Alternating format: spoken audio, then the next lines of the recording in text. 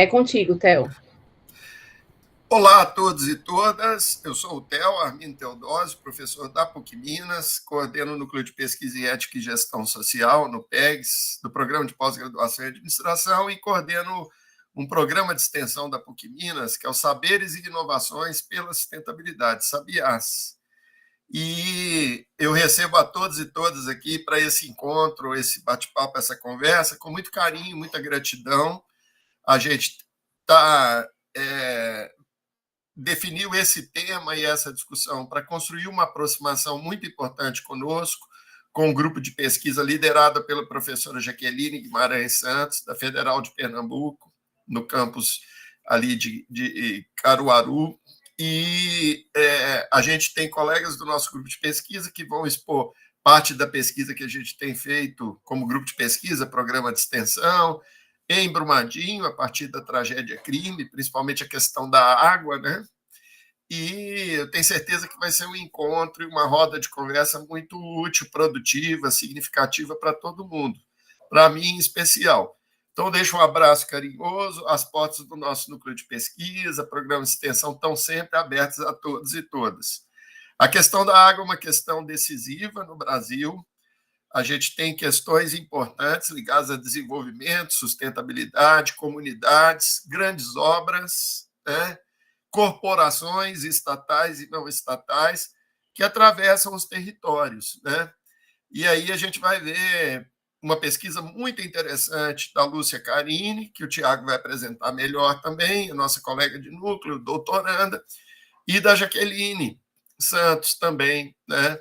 Pesquisas que mostram que, de longe, parece tudo muito belo, né? Mas quando você chega perto para analisar o acesso à água, o direito à água, infelizmente, a gente ainda tem um contexto de muitos desafios de injustiça e racismo ambiental, né? Então, muito obrigado a todo mundo que está nos prestigiando aqui. Bom debate para todos e todas. Vou passar a palavra ao Tiago. Por favor, Tiago. Boa tarde, eu complemento a fala do Theo agradecendo a participação de todos vocês. É sempre uma alegria e uma honra receber convidados aqui na nossa casa. Então, aproveite esse encontro, aproveite esse momento, né? Deixa eu me apresentar rapidinho. Eu sou o Tiago Silva, sou natural de Campina Grande, formação UEPB e UFPB, em termos de graduação, mestrado, doutorado. Sou administrador, com mestrado e doutorado em desenvolvimento e sustentabilidade. E atualmente estou como pós-doutorando aqui na supervisão do Theo, aqui na PUC Minas. E temos uma pesquisa aprovada pela FAPEMIG, pelo CNPq, financiamento por 2 anos, e, logicamente, diante de nossas pautas, a pesquisa é desenvolvida em Brumadinho, trabalhamos com alguns grupos de Brumadinho, que o Theo já tem trajetória com outros colegas parceiros, mas estamos especificamente na pauta das energias renováveis de base comunitária.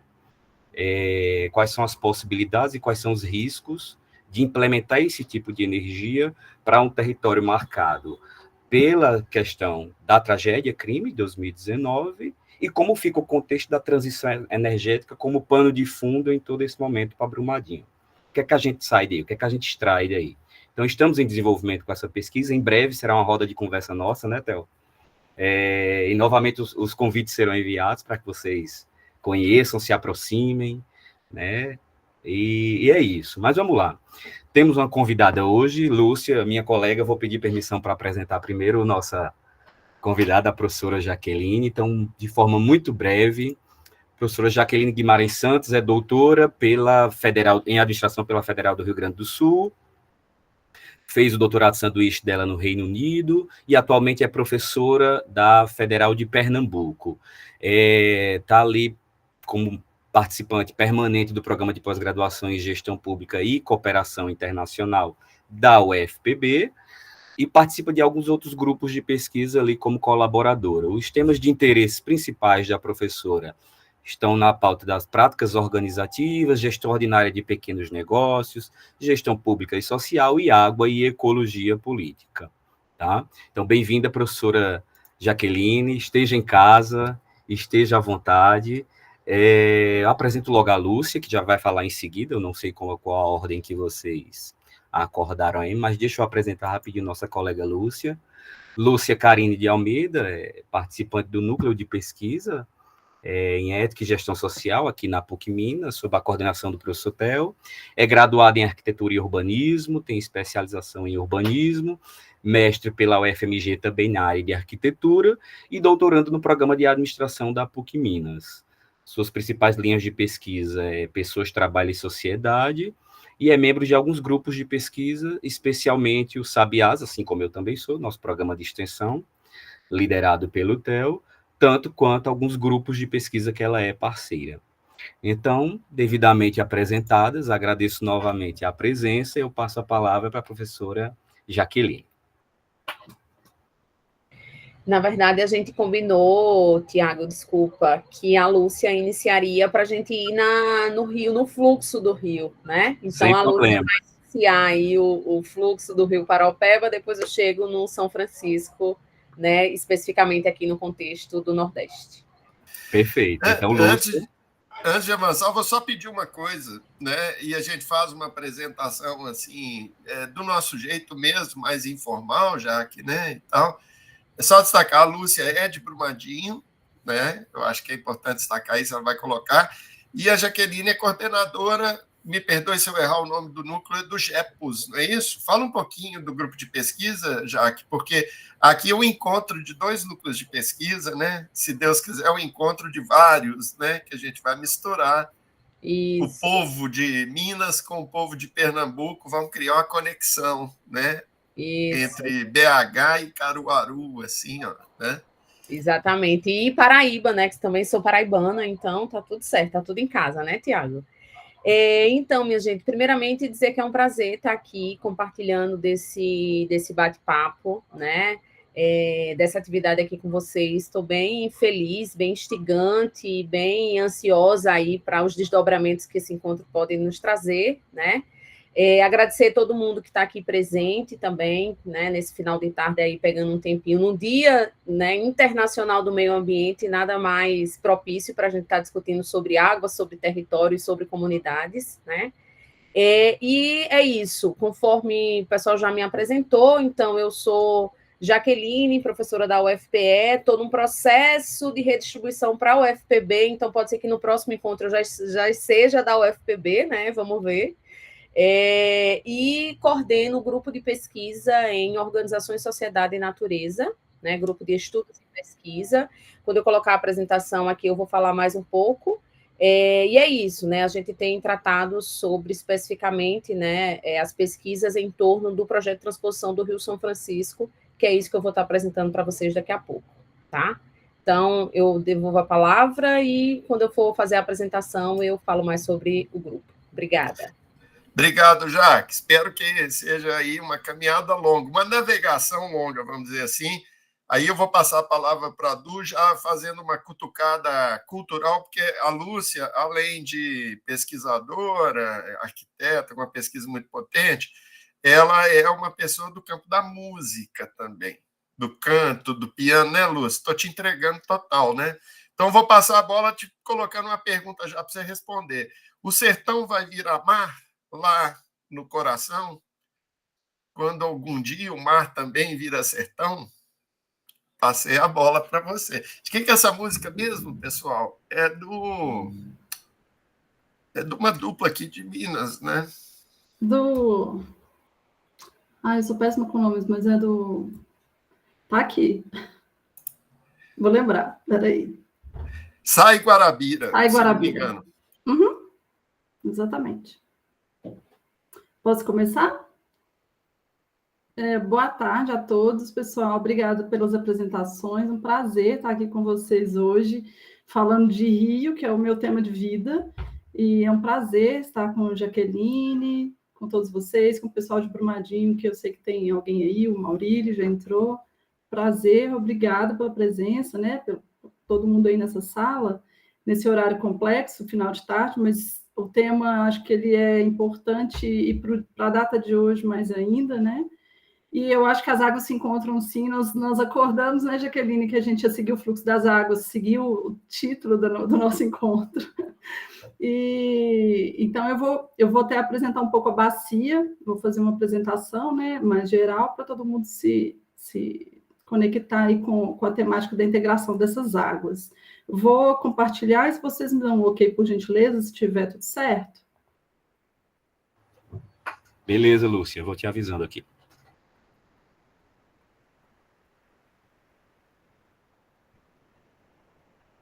Tá aí?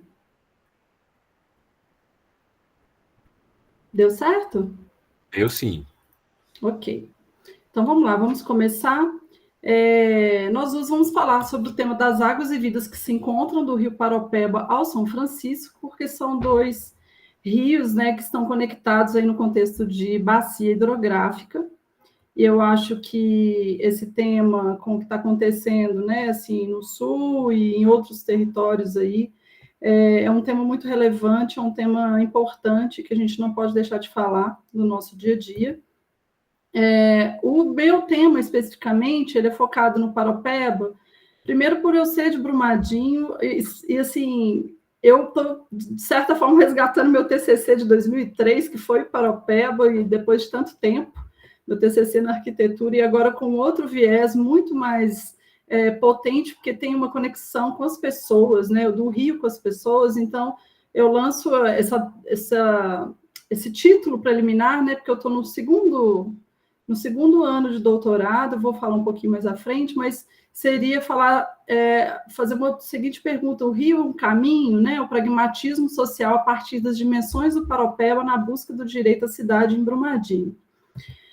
E o Theo já me apresentou, né, eu tenho laço de família no território, tenho um envolvimento com esse tema em outras áreas de trabalho, nas disciplinas que eu leciono na arquitetura, e também no contexto pós-tragédia crime em Brumadinho, desde 2019, porque o Theo me convidou nesse processo que foi muito assustador para nós, que somos de Brumadinho, né, o Theo também, e para uma ação conjunta de professores da PUC que, né, se uniram para um programa que perdurou aí de 2019 a 2021, em ações em conjunto com a comunidade. Foi um desafio, porque nesse meio tempo teve pandemia, né, mas nós enfrentamos todo esse processo que não foi fácil, de sobreposição de lutos, né, e aí, nesse período, eu coordenava na arquitetura, em parceria com a administração e com outros cursos da PUC, o projeto que falava de plano diretor, de discussão de planejamento territorial,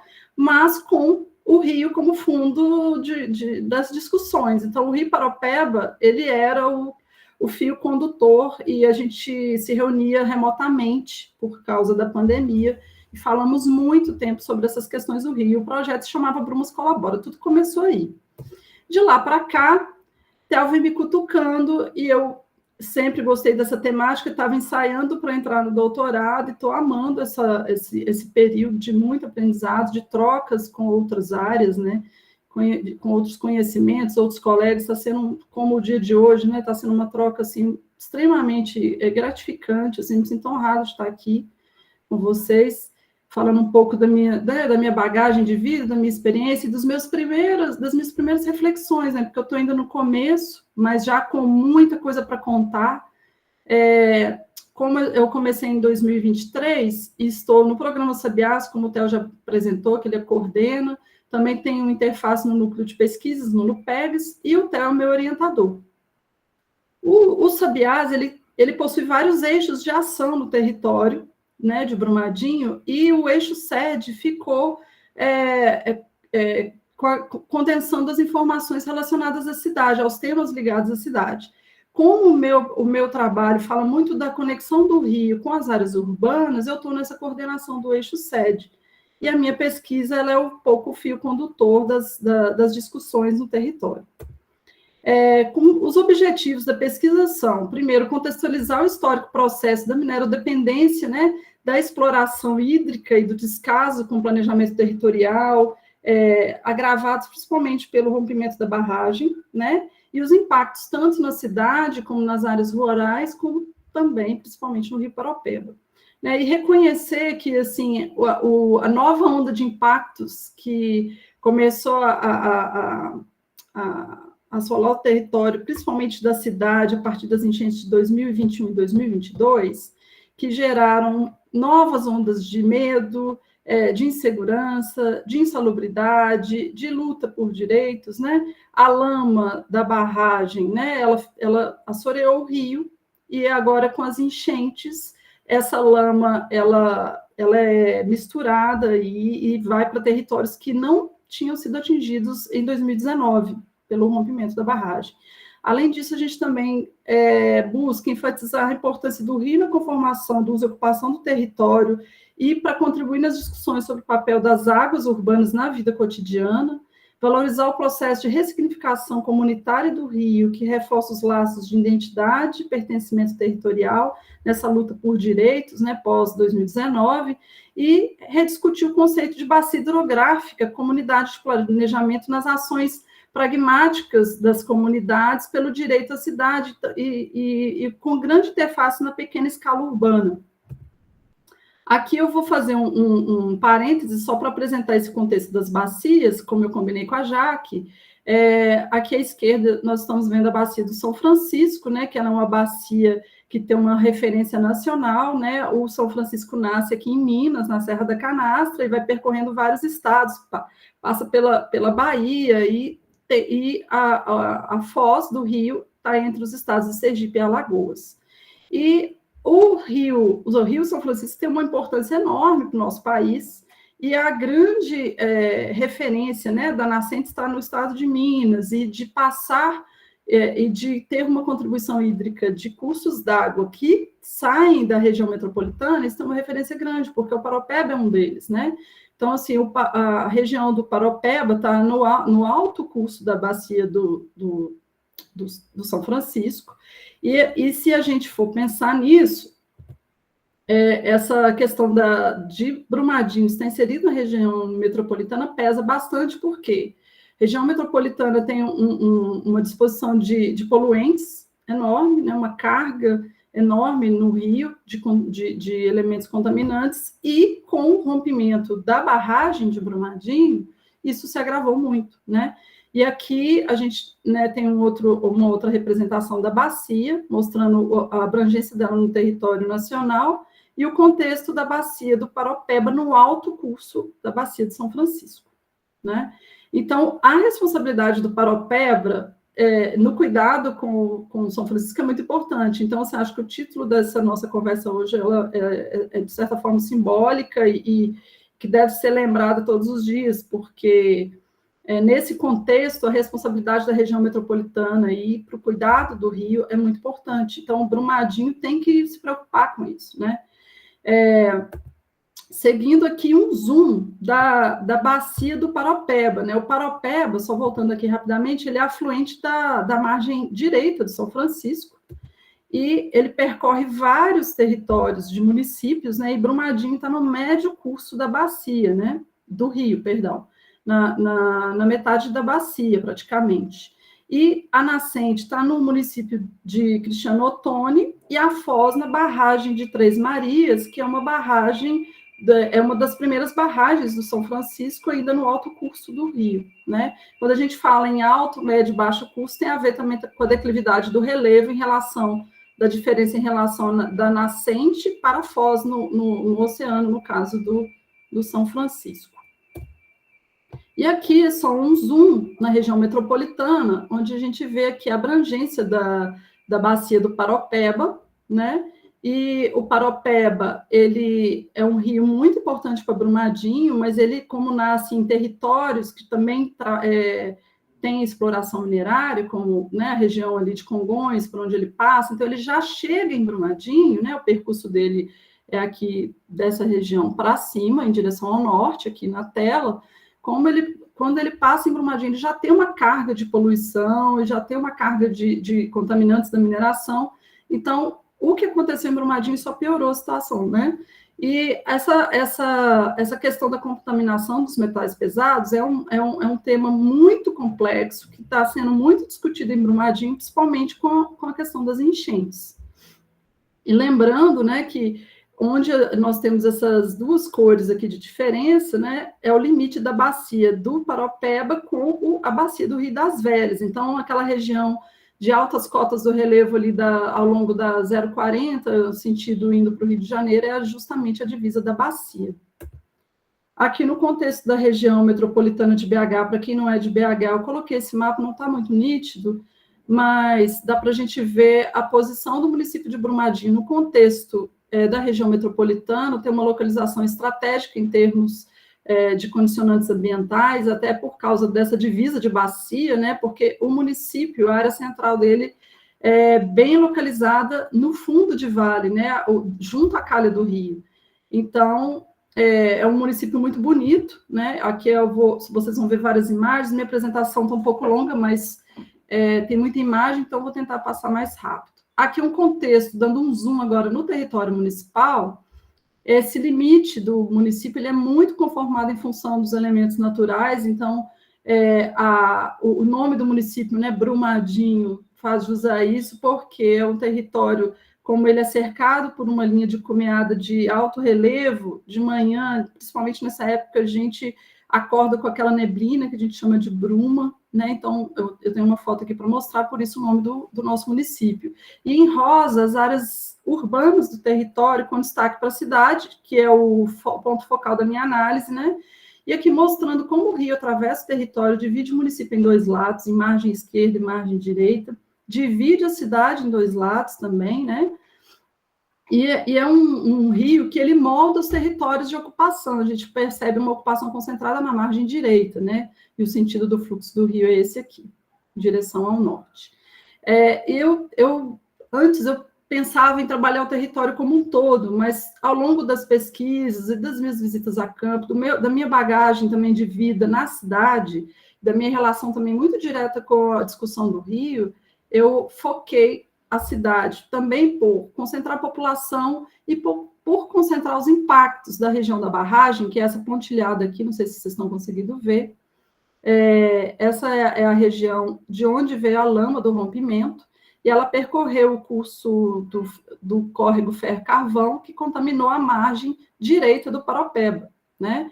Ele deságua na margem direita e foi escoando toda essa lama para a cidade e para o restante da bacia, até chegar lá em Três Marias, na barragem, né? Seguindo, aqui é um 3D que eu também trouxe para mostrar como que o relevo da cidade, da área central da cidade, é muito aplainado em relação às outras cotas, né, do restante do território ocupado da cidade, e como que essa região, que é considerada inundável, né, ela sofre os impactos diretos desse desenho do rio, que é muito bonito, a gente tem uma península fluvial aí na cidade, com uma PP preservada, né, e com o desenho urbano que se dá a partir dessa moldura de rio, né. Aqui é o exemplo das brumas, essa foto foi tirada por uma amiga minha no dia 2 agora, né, e aqui a gente está vendo do topo de morro que faz a divisa do município, vendo, né, a cidade estaria por aqui, não sei se vocês estão vendo à direita da foto, lá embaixo, né, e aqui eu estou vendo uma vista de topo. Esse outro esquema que eu fiz foi uma perspectiva também de topo na cidade, mostrando o percurso que a lama fez. É uma representação esquemática, tá, gente? Mas saiu daqui do território da barragem, desceu pelo córrego Ferro-Carvão e contaminou o rio, passou pela cidade, contornou essa península fluvial e desceu. Então, isso aqui é para mostrar como que a cidade já é dividida pelo rio, é dividida pela linha férrea e passou a ser dividida por um impacto seriado relacionado à água. E essa questão da tragédia crime, né, ela passou a precificar muito e valorizar menos a questão ambiental e social. Isso a gente vê muito nas discussões dos processos de reparação. E o cenário, né, é desastroso, assim, é muito triste ver tudo que aconteceu com o Rio, mudança de trajeto, retificação de alguns trechos para poder segurar a lama, né, mudança total de paisagens, de paisagens rurais, de paisagens urbanas e de paisagens do centro da cidade. A metodologia da pesquisa, né, ela tem um viés na análise qualitativa da relação socioambiental do Rio Paraopeba com as comunidades urbanas na área central, nesse contexto pós-tragédia crime de 2019, com foco na pesquisação a partir da experiência de vida da própria comunidade, uma pesquisa engajada e não extrativista, com reuniões constantes, devolutivas constantes. Acho que até essa apresentação e essa conversa hoje, ela é um pouco de devolutiva também, tem gente de Brumadinho que participa da discussão aqui, né? Então, essa troca hoje, ela faz parte desse processo. A cartografia social também é uma ferramenta utilizada para as nossas discussões de campo, a gente usa maquete afetiva, mapas mentais, né? E nós chamamos as discussões colaborativas de cirandas de rio. E as caminhadas que nós ainda faremos este ano, nós vamos denominar de caminhos das águas. Então, nós estamos separando cirandas de rios e caminhos das águas por margens de rio. Então, nós estamos atacando agora a margem esquerda no centro da cidade.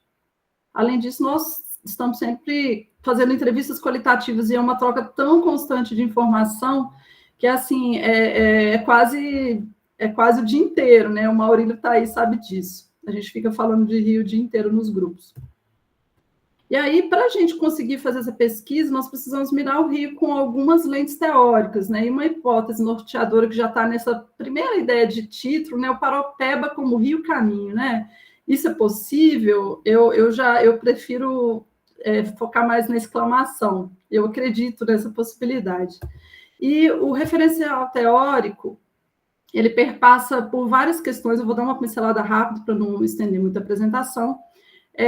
Como o território já era marcado por várias disputas, né? Então, assim, essa segregação socioespacial, ela foi ampliada, ela vem sendo ampliada pelo histórico de minerodependência do território e foi muito agravada pelo contexto da tragédia crime, né? E o território mais segregado ainda entre as duas margens, mas o rio, a gente não pode esquecer que ele também une as duas margens, né? E esses limites, barreiras, as travessias, os marcos e as conexões que conformam o desenho da cidade, o desenho de vida cotidiana, eles são importantes no nosso dia a dia, às vezes não são tão reconhecidos como simbólico na nossa vida, e resgatar esses sentidos dos lugares de pertencimento em relação ao rio é fundamental para a gente começar a reconstituir os laços de vizinhança que estão segregados por todos esses eixos e ondas de impacto, e também para a gente conseguir lembrar de que o rio ele pode ter uma defesa nova de centralidade ambiental e social, né? Para mais além do que elemento físico-ambiental puramente, elemento puramente relacionado ao saneamento, a questão da poluição. Então, é um elemento que ele pode conectar pessoas de uma maneira mais integrada, né? E, inclusive, fomentar discussões de inovação social, que nós vamos falar mais à frente. E aí, esse rio, a gente acredita, né? Eu falo a gente porque eu me coloco também como atingida, como participante da comunidade que está lá discutindo o tema. A gente está acreditando muito nessas experiências de vida das pessoas que costuram essa nova proposta de realidade.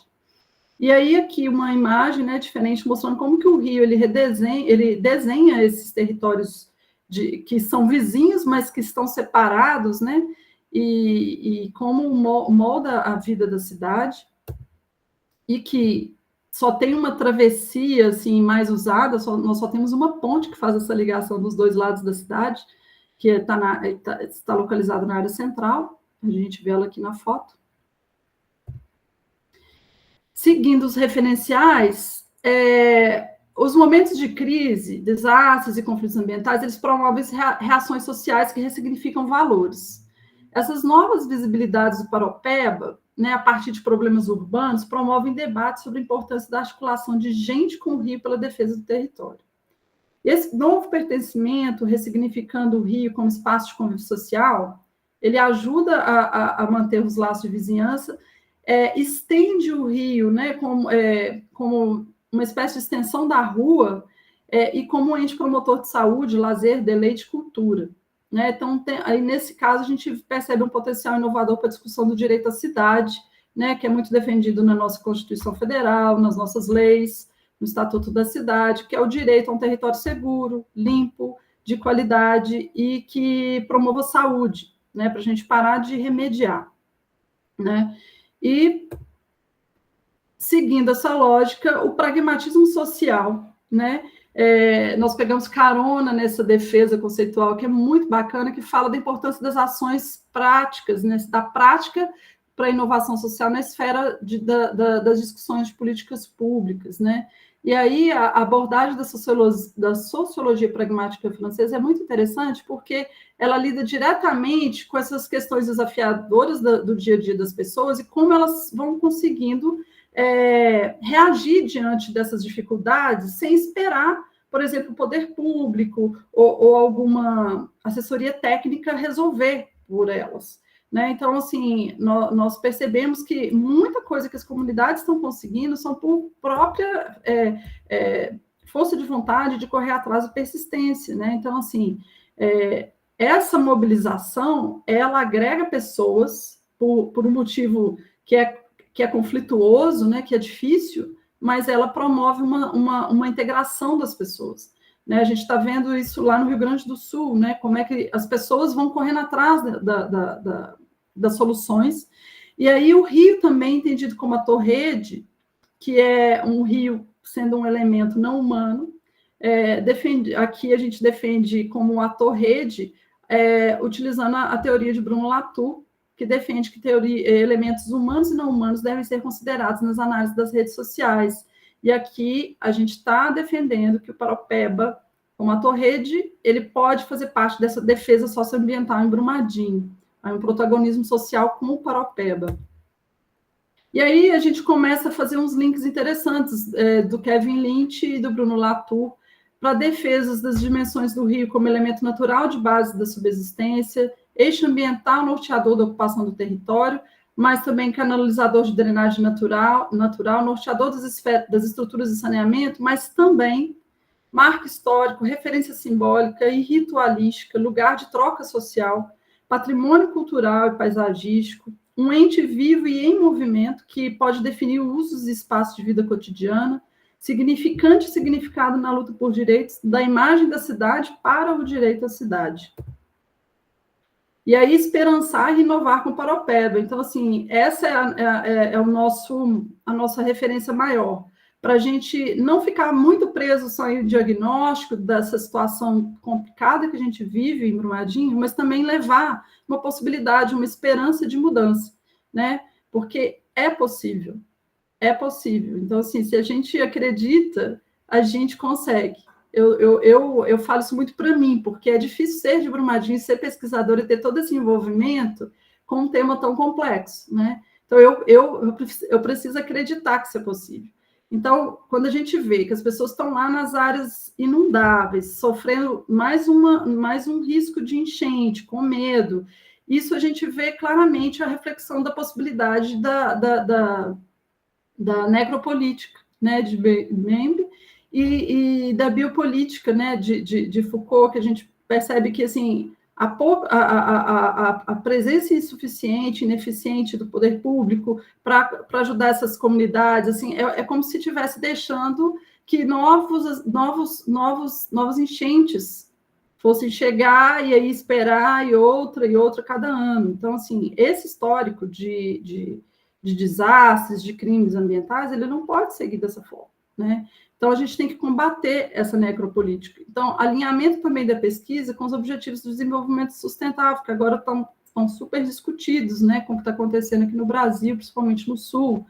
Estou trazendo essa referência porque é uma coisa que está acontecendo agora e que tem relação direta com o tema, aqui no caso, com foco no ODS 11, que defende as cidades com comunidades sustentáveis, seguras e justas, né?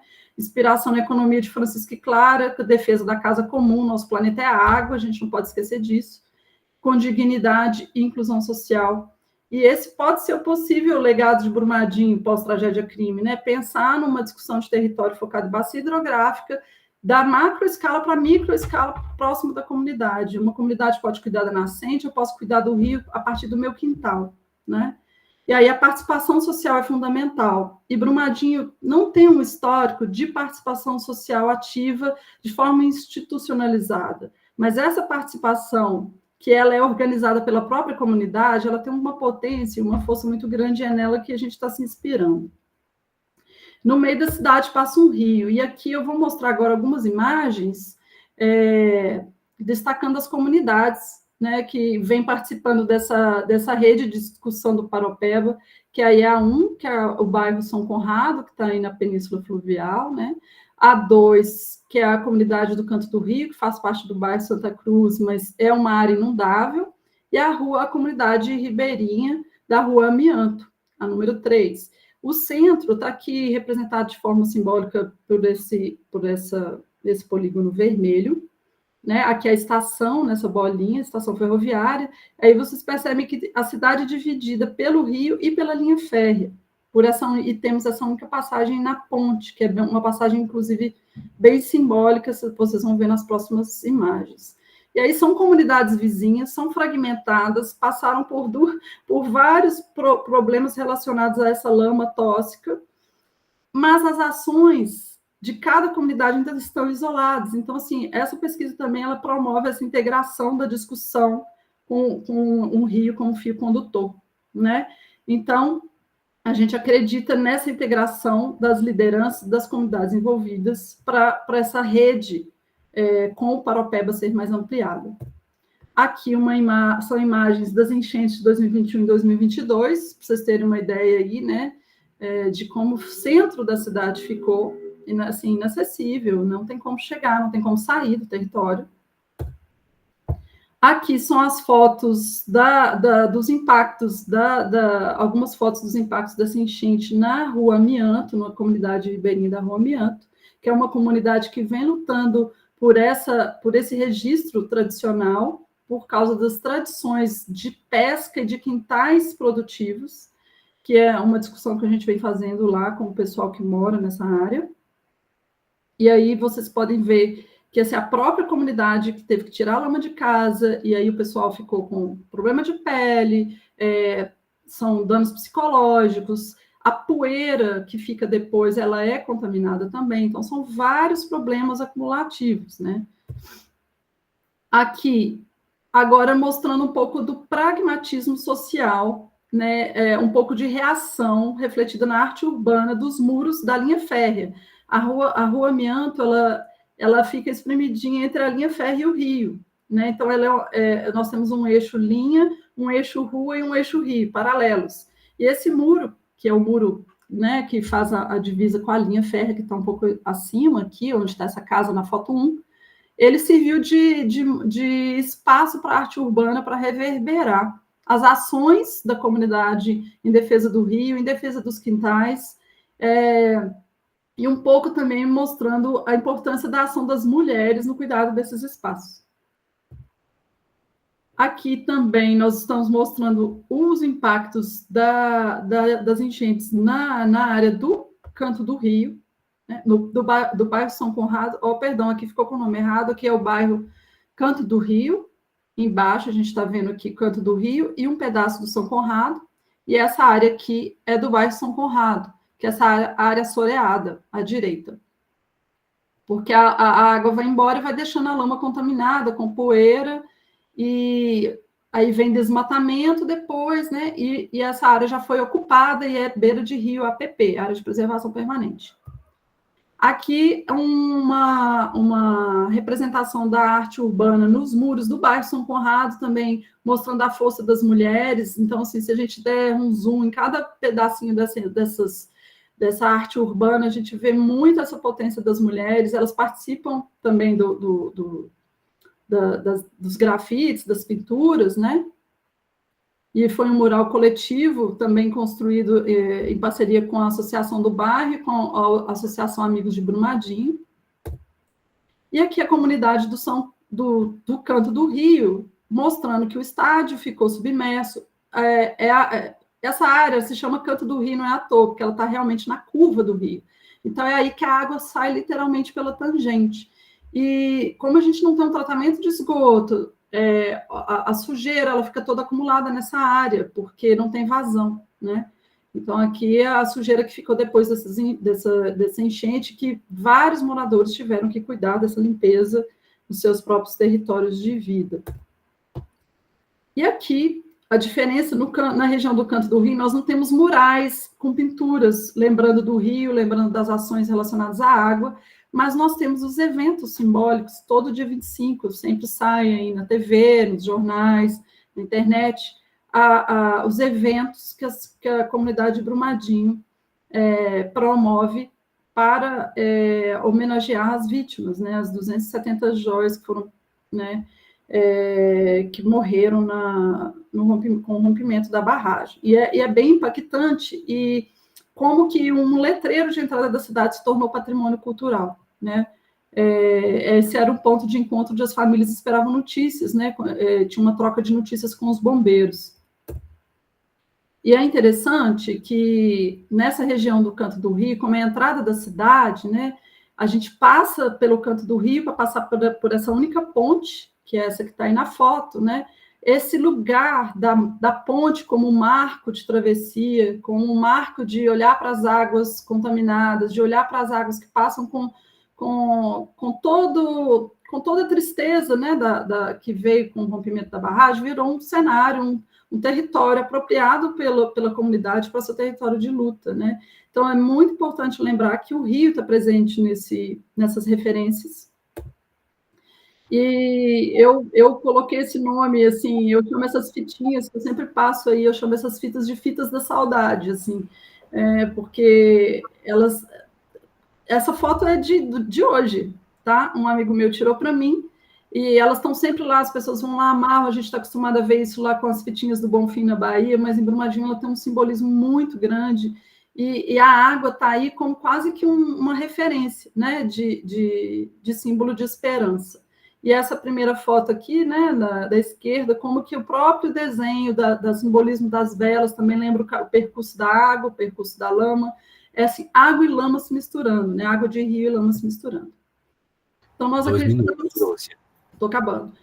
Nós acreditamos no Rio Caminho, né, como possibilidade de um cenário de ampliação de participação e, quem sabe, de uma participação institucionalizada mais potente. E essas discussões, elas promovem, né, destacam a relevância das lideranças femininas, o papel do Rio relacionado à rua, à arte urbana, e as ações pragmáticas que já promoveram encontros de lideranças que nunca tinham sentado numa mesma mesa. E só para destacar aqui no final, que não é só mineração que destrói Paropeba, parcelamento, que dá as costas para o rio, obras de reparação que não conversam com o rio, asfalto, canalização de córrego também impactam o rio, geram insegurança, geram medo. Essas fotos também me enviaram hoje, né? Essa foto da direita é do centro da cidade, com o esgoto chegando no rio, e essa foto um pouquinho antes do lugar onde a barragem se rompeu, como que tem uma diferença grande de paisagem, né? E aí, para fechar, como reflexões, né, a gente não pode deixar que essa perda do espaço de moradia e de lazer, dos quintais, e essa continuidade do adoecimento físico, do contato direto com água, solo e ar contaminados perpetue. O adoecimento mental pela sobreposição de lutos também, a gente não pode deixar que isso aconteça por mais tempo. Esse risco de morte por desastres ambientais, com inundações urbanas, também precisa ser mitigado. A possibilidade de manutenção da necropolítica também tem que ser combatido, e as águas, o cuidado das águas tem que servir tem que ser o legado de Brumadinho no contexto da bacia para cuidar do São Francisco. Aqui são um registro de um encontro de ciranda de rio que fizemos com a maquete na comunidade ribeirinha da Rua Mianto. Nós defendemos essa rede do Grupo Paropeba em Rede, nós denominamos, né, assim agora a nossa rede integrada dos atores. A gente também acredita que o Rio tem coração, o Paropeba é centralidade ambiental e social, ele resiste e não estamos à margem, o Rio colabora e o Rio ensina. E aí, para fechar, águas e vidas que se encontram do Rio Paropeba ao São Francisco, só na foz de rio que se ouvem os murmúrios de todas as fontes, como dizia de Guimarães Rosa, e dentro do mar tem rio, que é um título de um álbum lindo da Maria Bethânia. Agradeço ao Theo pela orientação, à CAPES pelo financiamento da pesquisa, no PEGS, aos Sabiás, a Thaís, extensionista da Geografia, que me apoia, e aos meus amigos de Brumadinho, liderança das comunidades envolvidas pela parceria Aprendizado de Vida e de Rio. Muito obrigada. Aqui algumas referências e o meu contato. Eu agradeço, pessoal. Obrigado, professora Lúcia, Karine. Não vou demorar para passar a palavra para a professora Jaque, mas fazer só um comentário muito breve, que para quem não conhece Brumadinho, teve a oportunidade aí de conhecer por dentro, né, que corta a cidade, o rio, algumas informações dadas, belezas naturais, beleza cênica de Brumadinho, mas também os conflitos que se perpetuam por pelo menos 5 anos, né? Então, assim, é um cenário em que você tem muitos olhares que precisam ser debruçados, né? Mas vou deixar mais comentários aí, inclusive convido a plateia para, ao final da fala da professora Jaque, trazer alguns comentários, algumas questões, tá bom? Lá a gente vai abrir um espaço ali e estejam à vontade. Mas agora eu já passo a palavra para a professora Jaqueline. Esteja à vontade, professora, o espaço é seu. Ótimo, obrigada. Eu não sei se já está compartilhando para vocês a apresentação, que está meio... Não, né? Acho que está ainda não. Tá. Vamos ver. Agora sim, professora, chegou. Pronto, deixa eu já colocar aqui como em modo apresentação.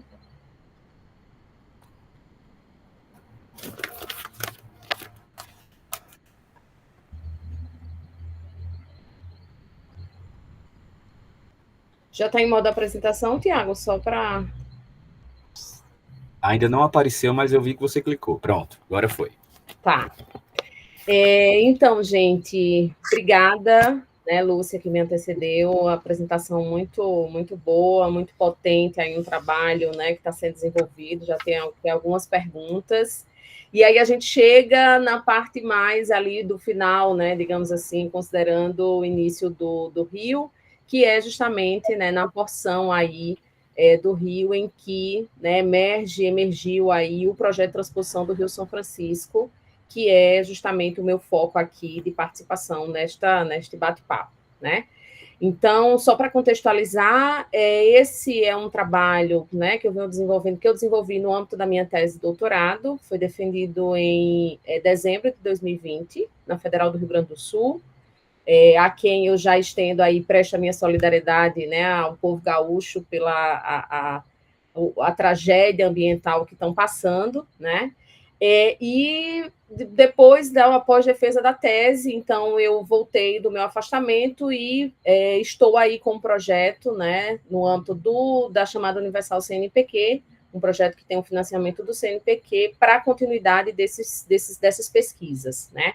O meu foco na tese foi trabalhar com os atores atingidos pelo projeto, né? E eu acho que a gente tem, né, temas diferentes, eu e a Lúcia, mas tem pontos em comuns, que aí depois a gente pode aprofundar isso no debate, né? Que é justamente essa questão da água, né? O quanto água e território e terra acabam se entrelaçando e se emaranhando de uma forma imbricada, né? E eu coordeno, então, o grupo de pesquisa que o Theo já comentou inicialmente, inclusive convido aí o pessoal para estar seguindo, né, o grupo, o GEPOS, que é o @GEPOS_, que é o grupo de estudos e pesquisas em organizações, sociedade e natureza, no âmbito da UFPE, né, do nosso programa de pós-graduação em Gestão, Inovação e Consumo, e também no âmbito da UFPB, no programa de Gestão Pública e Cooperação Internacional. Então, o título Dinâmicas Territoriais Decorrentes do Ciclo Hidrossocial constituídas a partir do projeto de transposição do Rio São Francisco, tá? Esse mapa acaba trazendo aí, né, um pouco do que é que se constitui esse projeto. Eu acho que é importante, inclusive, já agradeci, mas agradeço mais uma vez por a gente estar trazendo esse debate aqui, né, num grupo de pessoas aí, enfim, de outras regiões do país, para ter uma noção do que de fato é o projeto de transposição e de todos os efeitos, né, que o projeto trouxe para a região Nordeste, como um projeto aí vendido para solucionar as questões de água e que, na verdade, né, a minha pesquisa acaba mostrando que os conflitos de água acabaram se perpetuando e se complexificando. né? Mas, enfim, esse é o projeto, ele é constituído, né, de 2 eixos, o eixo leste e o eixo norte, além dos eixos associados, que são esses eixos em laranja, na cor laranja, né? E aí é justamente onde nossa pesquisa se encontra, né, Lúcia, que é justamente, né, um projeto que é advindo aí originalmente de 2 pontos do Rio São Francisco, né, no estado de Pernambuco, que é aqui, né, o município de Floresta, entre Petrolândia e o início ali de Petrolândia, Floresta, o eixo leste, né, constituído aí por 217 quilômetros de obra, né, e o eixo norte, que é da cidade de Cabrobó, né, que fica mais para o sertão de Pernambuco, tá?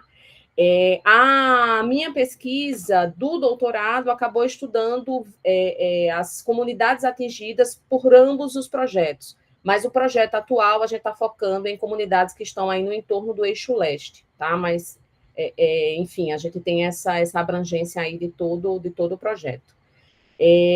Essa figura acaba trazendo um pouco do perfil simplificado do projeto, é um projeto hídrico, né, o maior do país, em termos de infraestrutura hídrica, né? Ele é constituído de algumas estações de bombeamento, né, dessa água, e aqui você tem justamente o perfil do eixo leste, né? E o eixo norte é ainda maior. Então, você inicia daqui, ó, o reservatório de Itaparica, no município de Floresta, né? Entre Petrolândia e Floresta, e aí você tem algumas estações de bombeamento, né? Aqui no eixo leste, a gente tem 6 estações de bombeamento.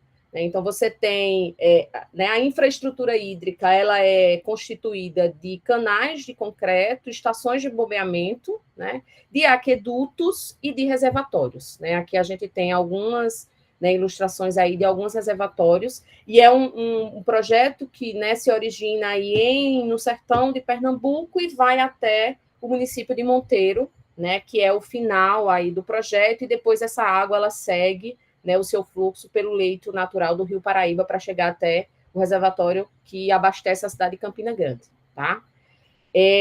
Aqui a gente tem, né, a complexidade que uma infraestrutura hídrica dessa traz para o território, né?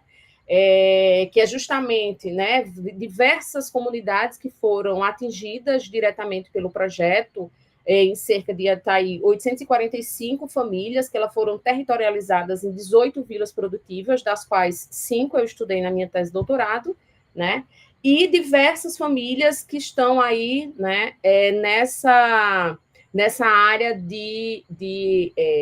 nessa área indiretamente afetada, né? Porque isso foram as famílias que foram diretamente, mas, claro, existiu aí um número de famílias que, inclusive, eles não optaram por não irem para essas vilas, né? Então, esse é um número muito insignificante diante do número de famílias que foram atingidas diretamente né? E ainda continuam sendo, é importante dizer, porque você tem justamente a continuidade do projeto, que é a implantação desses eixos associados, né? Então, são impactos, efeitos negativos para o território que não acabaram com o pício, com os 2 eixos principais, tá?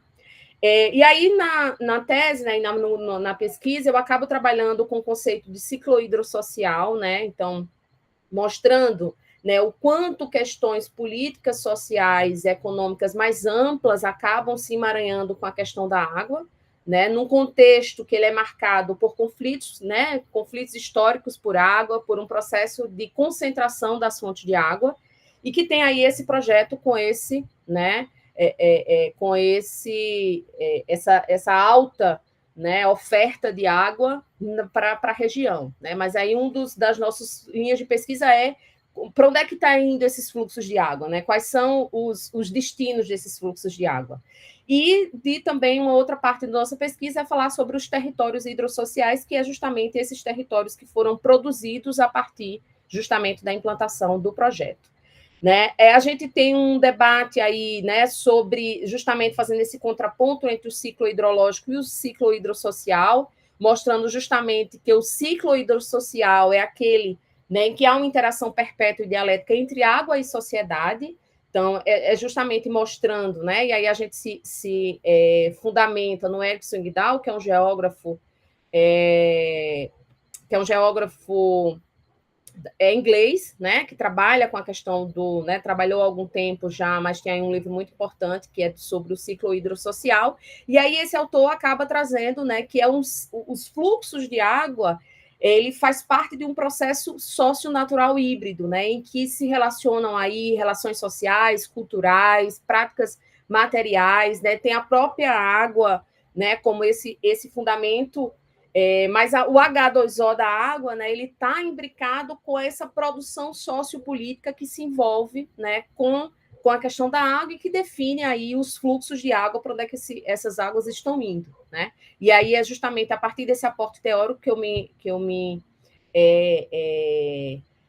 né, debruço para estar tratando aí, então, né, fazendo essa compreensão do PISF como esse, né, esse grande projeto que trouxe aí grandes efeitos, né, para o território. E aí esse território hidrossocial ele se entrelaça, né, com água, terra e território, né, e esse território, na verdade, hidrossocial é a materialização de uma rede multiescalar ligada espacialmente, na qual os humanos, os fluxos de água, relações ecológicas, de infraestrutura hidráulica, meios financeiros, arranjos jurídico-administrativos e instituições culturais e práticas são interativamente definidos, alinhados e mobilizados, formando aí essa rede hidrossocial que acaba definindo tanto esses fluxos como processo de gestão, né? Que agora o grande impasse aí que está com relação à questão do PISF é justamente esses processos e modelos de gestão desse empreendimento,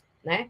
Então, a gente tem aí uma discussão ampla sobre os efeitos e tal, mas é isso, o projeto já está pronto, e de que forma, né, esses atores institucionais, e que a gente sabe que tem essa influência desses atores privados na gestão desse grande empreendimento, né, que é justamente implantado nesse contexto que historicamente né, caracterizado aí por conflitos históricos de água, tá? Então, esse ciclo hidrossocial, o PISF, né, ele incorpora também dimensões territoriais, as quais muitas vezes são consideradas naturais, mas, né, na verdade, elas são socialmente construídas, estão imbricadas aí em um complexo, né, relações de poder. Então, a gente tem aqui uma imagem do PISF, né? Essa foi uma imagem que foi feita durante a minha coleta de dados lá em 2019, né? Eu tenho algumas fotos recentes que eu vou estar mostrando para vocês. E aí a gente tem que o PISF, né, ele materializou novos territórios hidrossociais na região Nordeste, né, definindo novas regras sobre os espaços, as relações sociais, a infraestrutura e os fluxos de água que acabaram aí afetando diretamente, né, o curso socio-territorial na região, né? Além do acirramento dos conflitos por água, daqui a pouco eu vou chegar especificamente nesse ponto, né? Especialmente com os atores que estão no entorno do projeto, porque são atores que estão sem acesso a essa água. E aí, os resultados da pesquisa mostram que diferentes atores eles foram atingidos e continuam realmente sem esse acesso à água. Aqui a gente tem uma imagem também feita durante a minha coleta de dados da tese, em 2019, mostrando, né, a questão. Isso aqui é a primeira estação de bombeamento. Então, aqui está o Rio São Francisco, tá? E aqui é de onde inicia o eixo leste, esse aqui. E aí a gente tem, então, os atores atingidos diretamente pelo projeto, que estão nessas vilas produtivas, que estão situadas aí ao longo do projeto, e que estão com dificuldades de água. Essas foram imagens que foram feitas durante a minha coleta de dados nas comunidades. Eu fiz a pesquisa em 5, né, conforme eu falei, 5 vilas, 3 localizadas em Salgueiro, que fica localizada, né, no sertão de Pernambuco, uma em Sertânia, que também é um município de Pernambuco, e em Monteiro, que é a Vila Lafayette, que está aí situada no final do projeto. Essa foi uma imagem feita, né, na Vila Negreiros, essas ambas aqui, né, e essa na Vila Lafayette Monteiro. E aí mostra concretamente que essas famílias que foram atingidas diretamente pelo projeto estavam aí, né, estão aí com dificuldade, né, com acesso à água. Inclusive, essa é uma imagem muito emblemática, né, são 2 crianças aí que estão aí, né, com o seu carrinho aí manual e tal, fazendo essa busca de água, e que a gente observa, né, que o grande objetivo do projeto, que é levar água a quem tem sede, não é bem assim, né? Aqui eu trouxe uma imagem, né, que mostra o território hidrossocial da Vila Uri. Aqui ele está o projeto, né, o PISF, no município de Salgueiro, em Pernambuco. E aí essas vilas, elas são constituídas de um templo religioso, um prédio da associação, uma quadra poliesportiva, né, que o Ministério aí da Integração e Desenvolvimento Regional coloca-se como um grande local de comunitário, né, mas que, na verdade, é isso, é uma quadra no meio do nada, né, não tem uma infraestrutura de comunitária, coisa nenhuma.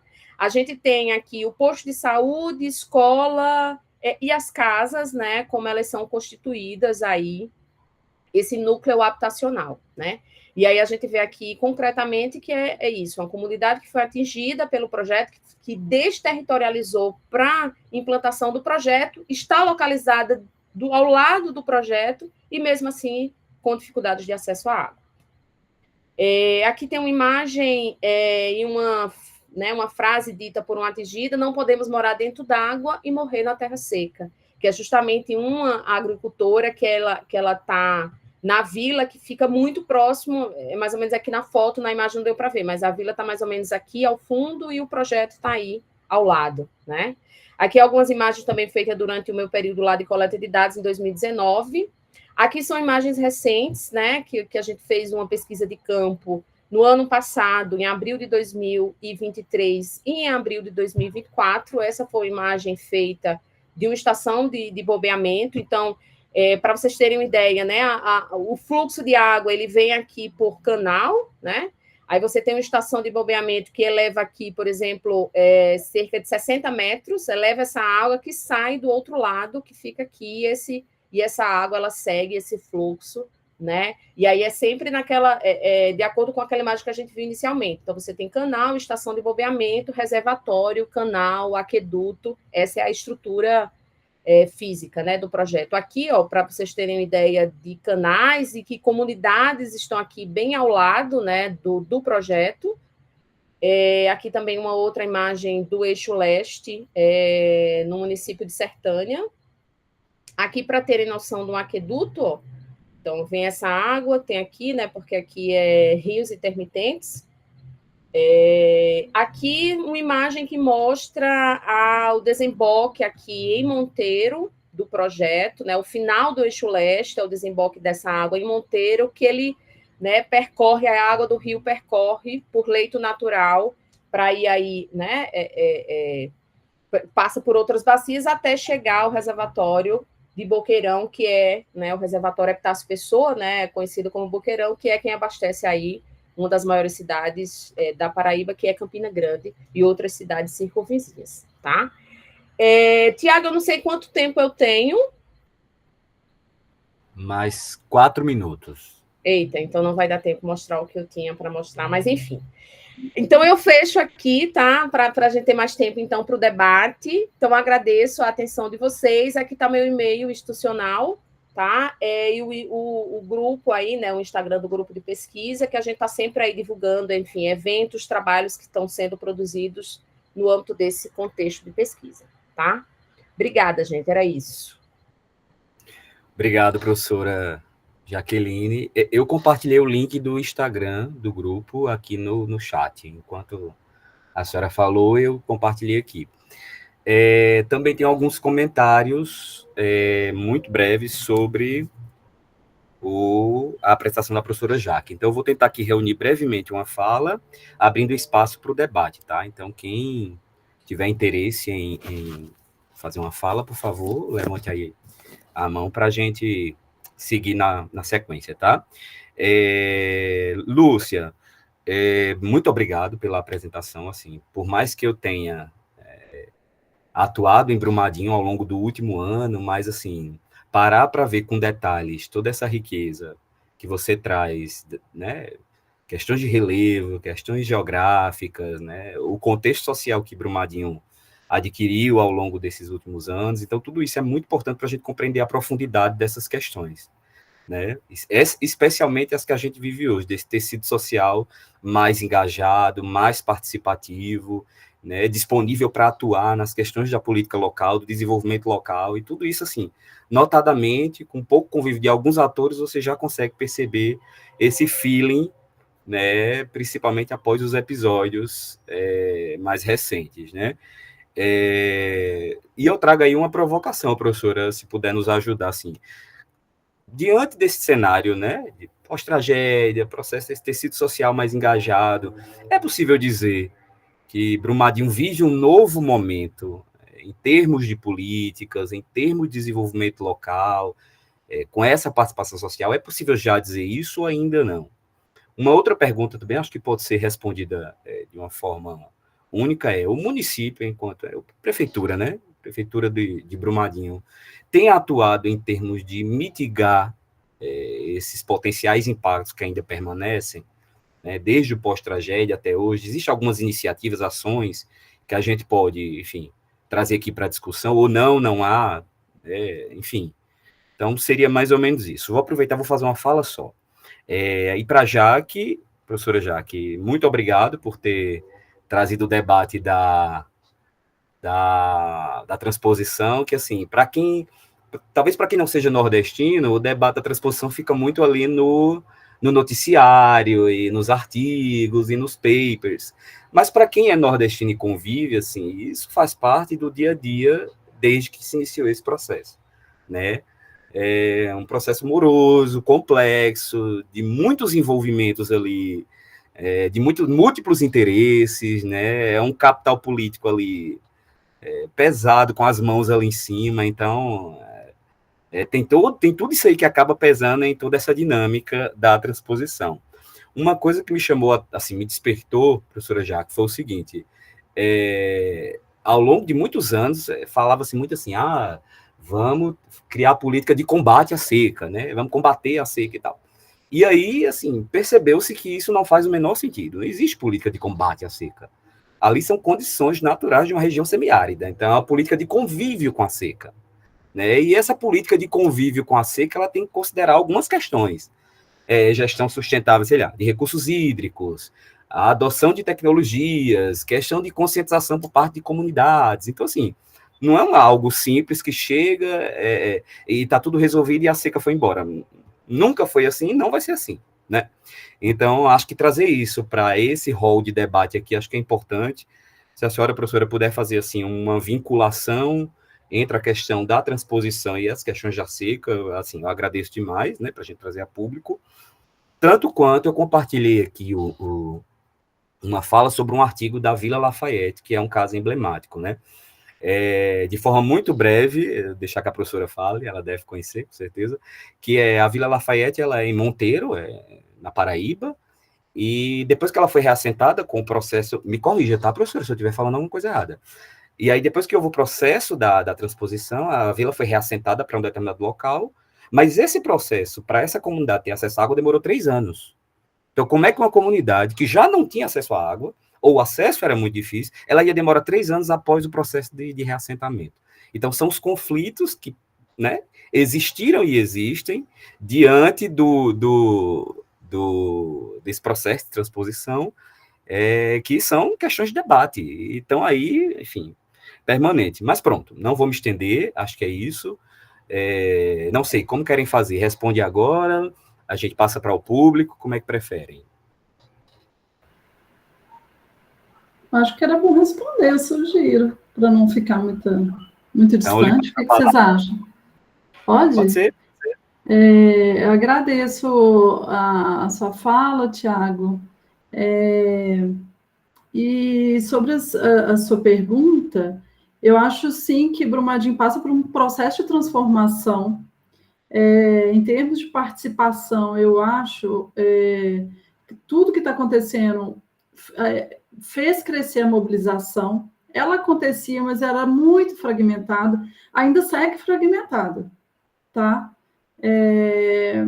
A participação institucionalizada, vamos dizer, mas a participação no dia a dia dos atores, ela está frenética, e aí eu digo lá no modo presencial e no virtual, assim, as pessoas se mobilizam para conseguir as coisas, e um ajuda o outro o tempo inteiro. Eu acho que isso deu teve uma guinada grande com o que aconteceu em 2019. Eu acho que é um processo. Esse período, por exemplo, pré-eleição, está super complexo, assim, está gerando mais disputa, um acirramento das discussões de reparação do território, então é um processo bem complexo. Então, isso divide as lideranças que estavam tentando se unir. Então, é o tempo inteiro altos e baixos, sabe? Essa questão da política nacional também teve um impacto grande, assim, a mobilização estava começando em função da questão do rompimento. Aí teve aquela disputa esquerda-direita e aqueles conflitos de discussões, que isso contribuiu para fragmentar, e o próprio processo de reparação também, às vezes, muitas das vezes, contribui para fragmentar. Então, acho que precisa muito de discussão para a integração. É um pouco o desafio da minha pesquisa, tentar criar um vínculo que possibilite integrar as falas. Porque vários temas eles são integrados, mas por questões locais e de histórico, de dificuldade de participação no ambiente, principalmente institucional, relacionado à governança local, isso complica bastante, assim, no dia a dia, na prática, né, das discussões de política pública, por exemplo. Agora, sobre as ações do poder público, eu vejo muito uma problemática complexa relacionada às obras de reparação. Durante a pandemia, o nosso grupo lá do projeto de extensão anterior, o Brumas Colabora, a gente acompanhou as audiências públicas do plano diretor, que foi feito no modo remoto maluco, com uma participação muito pequena da população. E as obras, elas não estão tão integradas ao plano que foi recentemente aprovado, e as obras também causam muitos impactos e fragmentam o território. Então, relacionado ao Rio, por exemplo, eu vejo mais impactos na questão hídrica, principalmente com asfaltamentos, sem um estudo prévio, obras de ligação estruturante entre territórios, promovendo novos parcelamentos do solo em territórios impróprios e que não conversam com o território das águas. Então,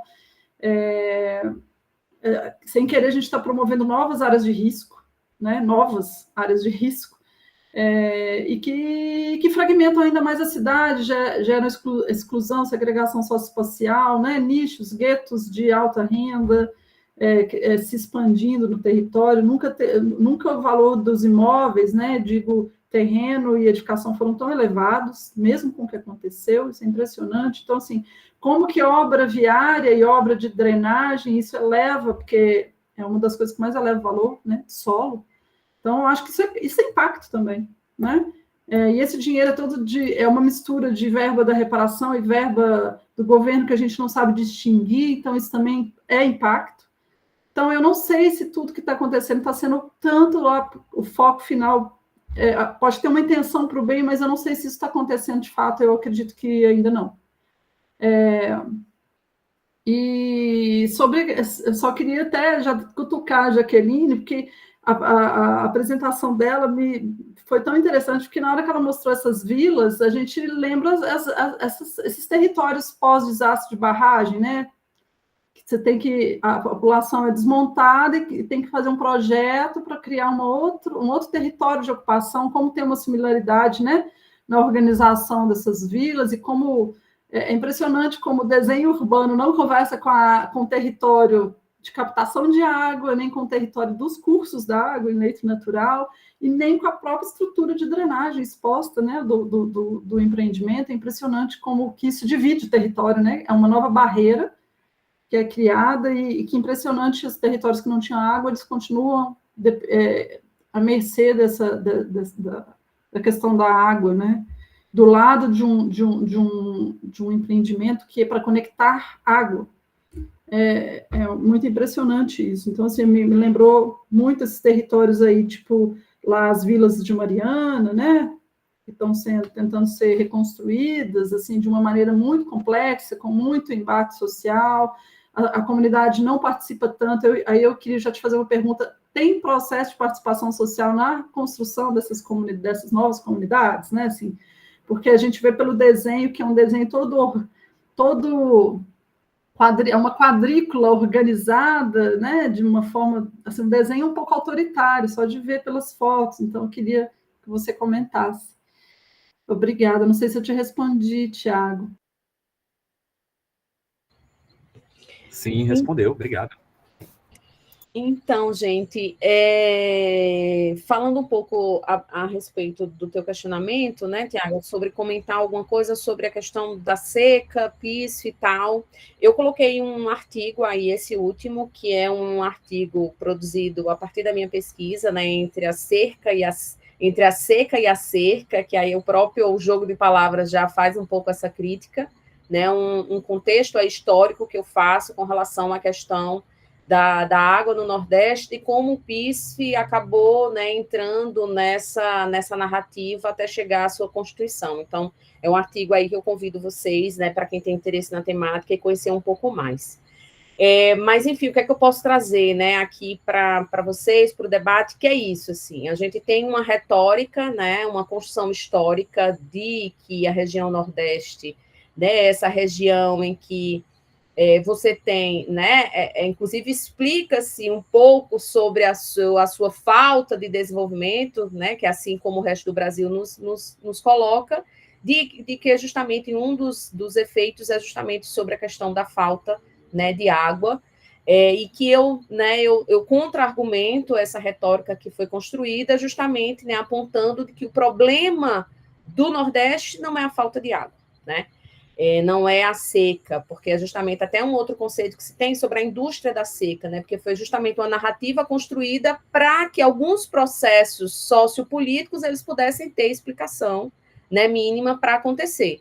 Por exemplo, de você ter em alguns grandes fazendas, né, que eu trago isso historicamente nesse artigo, de você ter justamente um empreendimento de recurso público para a construção de grandes reservatórios né, em terras de grandes coronéis, né, na oligarquia política local, né? Então, é justamente uma retórica que se apresenta, né? E aí o PISF vem também, a partir dessa construção dessa retórica, vem como esse projeto que vem para salvar a região, né? No sentido de que, se o problema do Nordeste é a seca, então vamos colocar... E aí, claro, né, já é uma construção criada, né, uma narrativa criada justamente para se justificar a implementação de grandes projetos, como foi o PISF, né, de um investimento público altíssimo, e que justamente, né, ele não traz a solução para a região, porque a gente tem essas comunidades que estão aí sem acesso à água, né? Então,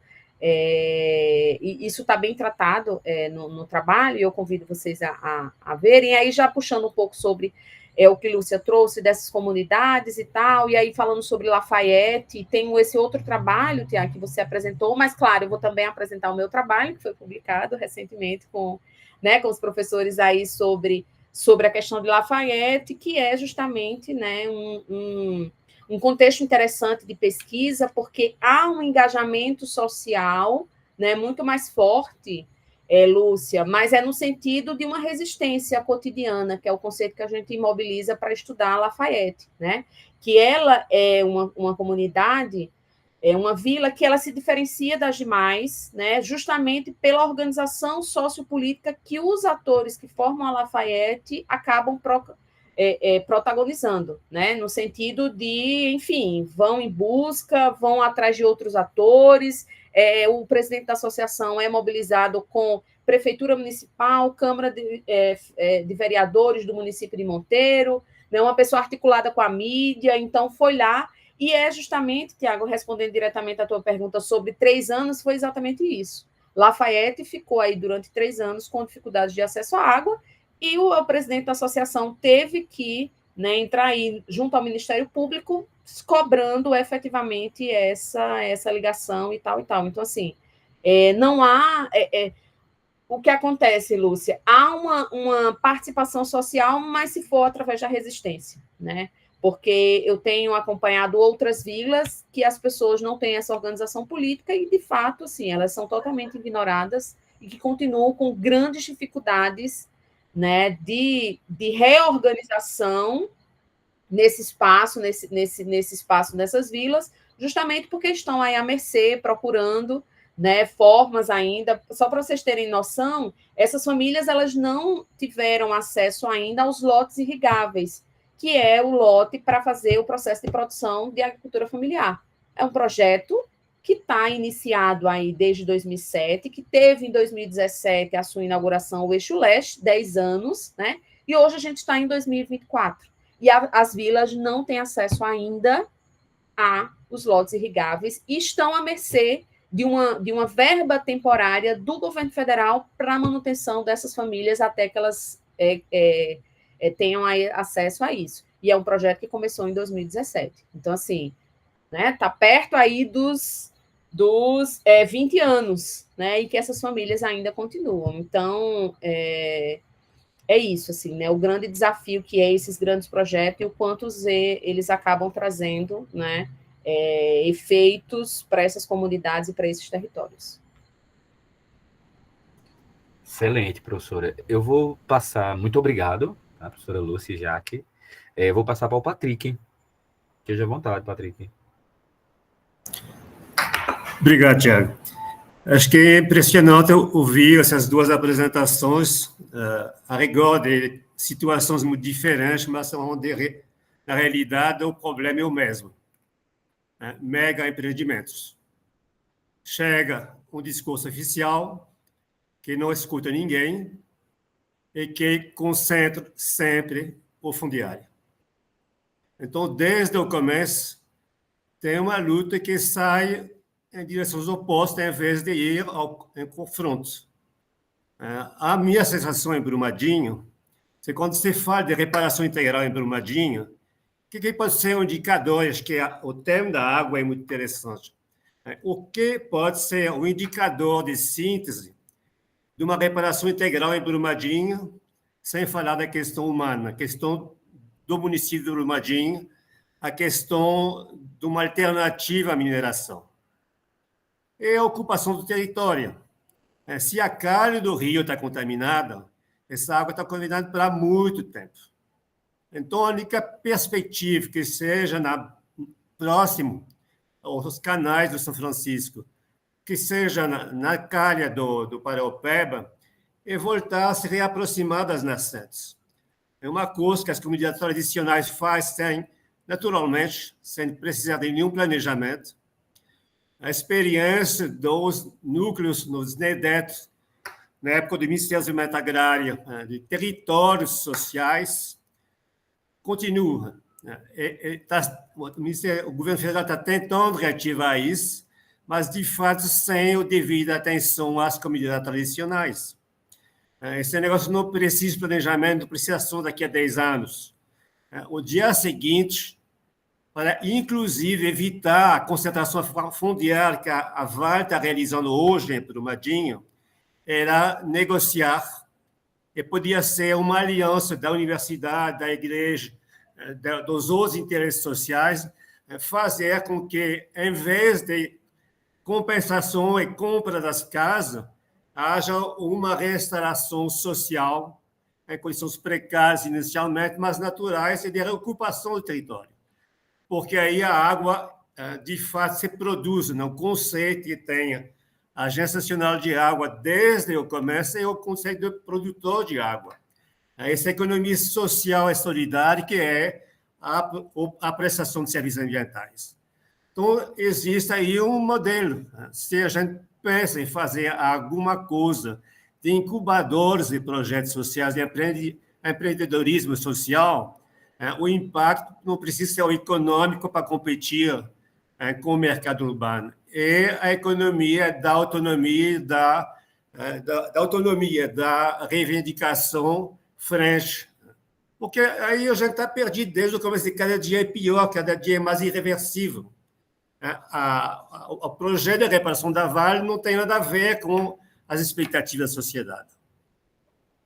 Essa aqui não é verdade em todos os lugares. E a tendência que, de fato, a perspectiva da economia social e solidária, ela é importante que termine com isso. Nesse ponto de vista, não, acho que os catadores de lixo, toda a economia social do artesanato é importante, mas não é a economia de sobrevida no regime opressor. Ele não constrói um outro horizonte. E acho que em Brumadinho a discussão, me lembro do dia seguinte, do dia depois do rompimento da barragem, como que sai da mineração? Não sai. A mineração é outra conversa, é sair da mineração, impedir a mineração ocupando o território. Ele diz exatamente o que a mineração faz no mundo inteiro, é ela tomar conta do território. Então, acho que a primeira luta, o primeiro conflito a levar é isso, é impedir. É uma luta no fundiário para impedir que a mineração tome conta do território. A única maneira de fazer isso é o controle social pela ocupação social do território, de comunidades. Acho que tem um dado aí para terminar que é muito relevante. Levantei isso aqui no pós-doc. Se a gente somar hoje as áreas ocupadas, unidade de conservação, comunidades tradicionais e as áreas de recuperação ambiental obrigadas por lei, a gente está com mais de 49% do território nacional. Então, a frecha, a economia está posta ali. Temos uma população que ocupa. Então, de fato, o fortalecimento dessa população é essa economia social e solidária que pode mudar o sistema. Não precisa de grandes teorias, precisa, de fato, que as pessoas fiquem no lugar, não no lugar do drama, porque é, de fato, isso que se foi mostrado. Não? Eu acho que o Ministério do Desenvolvimento Agrário mostrou isso no Nordeste, estudei isso aqui alguns anos no Rio Grande do Norte, a questão com a Dom Helder, né? De fato, do convívio contra a seca. E, de fato, as demonstrações são claras, não? Com poucos anos, de fato, de revitalização da vegetação nativa, a água volta. Os animais são nutridos e você recria uma vida, recria um sistema social a partir do território. Então, acho que é importante que, de fato, não entrar totalmente nesse jogo. Não é um drama. Não é um drama. Se é um drama, sim, mas onde que, de fato, se situa o confronto com os interesses que estão aí criando esse drama. Excelente, professor. Mesmo sentimento que você pode ver para a transposição para Brumadinho é isso, assim, há uma participação fortemente, né, das grandes entidades, das grandes corporações que acabam por pesar, o fator político também acaba por dominar esse debate, e acho que só ocupando essas áreas e trazendo vida e um fortalecimento social é possível apontar Brumadinho, você vê as companhias distribuidoras de água estão no mesmo jogo, os mega empreendimentos, sejam público ou privado, tomam conta do território. Então, o controle social é o processo essencial a ser construído. Sim. Muito bem. Rafael? E pessoal, eu levantei a mão, aí eu abaixei, porque aí agora então vou falar, já que ficou aí, porque eu achei incrível, assim, eu acho que até foi isso que a banca também criticou na minha tese, os mapas, a visualização. A Lúcia tem uma visão muito interessante, assim, a construção, achei lindo o rio, mostrando de onde vem, para onde vai. Você é da arquitetura, né, Lúcia? Então, acho que tem tudo a ver também você ter essa prestar atenção para isso. Enfim, eu achei muito interessante. Obrigado pela apresentação. Agora, na hora que você estava ali desenvolvendo, né, mostrando o conteúdo mesmo do trabalho, teve um conceito que aí eu comecei a pensar e depois veio os outros. Na verdade, não é um conceito, né? É uma etapa da pesquisa que é o que você chamou de hipótese norteadora. Aí eu fiquei assim, né? Hipótese norteadora é uma hipótese que norteia num caminho tão complexo que é justamente o desastre, né? E eu percebi, vivi isso lá em Mariana, o tanto que eu tenho muito problema com hipóteses em pesquisas, assim, eu tenho muito problema, eu tenho muita dificuldade de elaborar, eu nem sei às vezes se eu gosto de elaborar hipótese, e eu acho que na minha tese a teoria fundamentada, ela me ajudou a trabalhar junto sempre com essa modificação da hipótese, né? Então, para mim, na verdade, a hipótese nunca me norteou, e eu acho que eu até poderia até estar me perdendo por causa disso, mas no fim eu defendi, etc. E aí, com isso, aí depois você mostrou lá pragmatismo social, alguns conceitos muito chavões, né? Biopolítica de Foucault, agora necropolítica, né? Que são conceitos que trazem forças e ideias muito fortes por trás deles. E por trás disso, você também trabalha com sentimentos, com agentes, né, e atores não humanos, com emoções, com arte. Você mostrou um muro, você mostrou coisas que estão acontecendo em Brumadinho, da vida que há ali, que há na cidade, apesar do desastre, né, e que se desenvolveu com o desastre.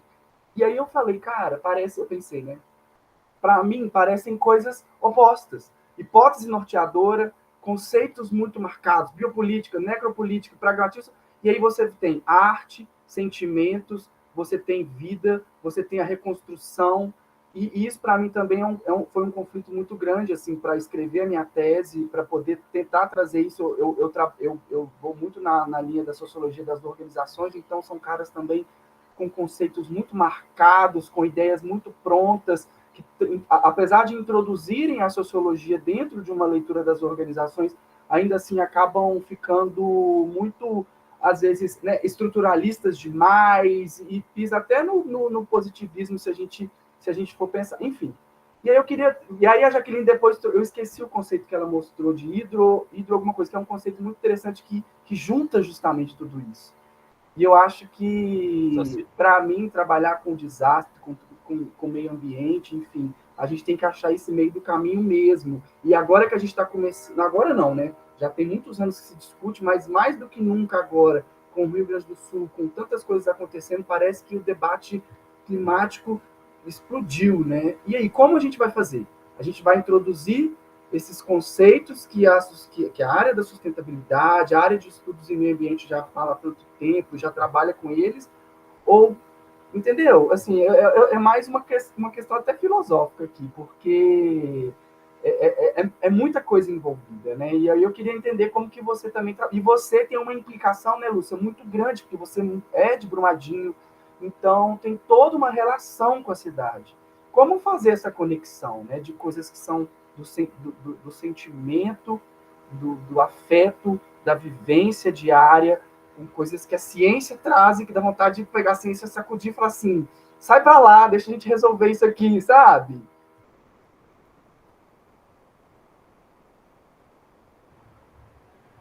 Eu já respondo?